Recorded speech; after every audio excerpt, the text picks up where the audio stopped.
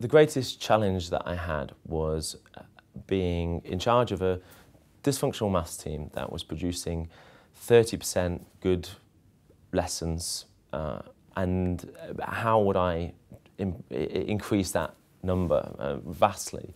So the biggest challenge was really sort of, first of all, making that team, because there wasn't a team ethos. So creating a team and then sharing from each other and sort of learning from each other's practice. So I did that really by, first of all, creating some very solid schemes of work to follow. There was a misguidance before of the team where they didn't really know who was following what and where we were going throughout the year. So it was developing a good scheme of work for the team to follow. That then was followed by lesson planning and how we do that and how that's sort of modelled really. So we create a template really that people could follow and sort of incorporate their lesson within that, and that would have all of the Ofsted criteria on and key points that each, almost as a tick box or sort of as a checklist that staff could make whilst they're planning their lesson. Have I covered this? I haven't forgot about that. So it's really giving the tools really to the team in order for them to create that. Then we had staff that were reluctant to change and reluctant to do things in a different fashion.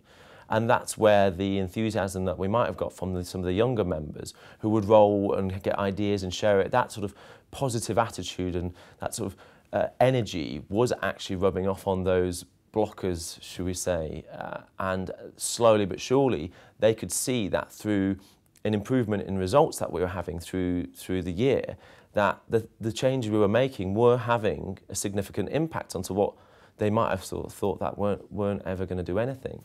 So we had a challenge from September, knowing full well that Ofsted were going to be coming in March, to turn this whole team around within 5 months.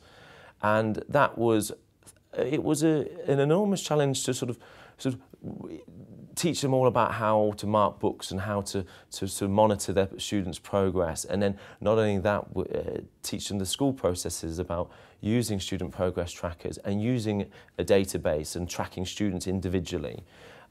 All of those factors were sort of thrown at the team, and it was an enormous amount for them to take on board. But without creating that team environment, people were reluctant to change. And so that was certainly a huge challenge. And as it is, through our most recent Ofsted, we've created 78 plus good or outstanding lessons within maths now. So we've been an enormous raise in percentage. So what we've been doing has worked. And I hope that it continues to work. But that's with throwing new ideas and new sort of challenges out to certain members of the team, and giving them the responsibility and an ownership, or even giving them an idea that they can sort of, you give them the idea and they can work it in a particular way. And that is certainly something that I think the team needs, that there are doorways that they can explore and try, and certainly then feed back to the rest of the team.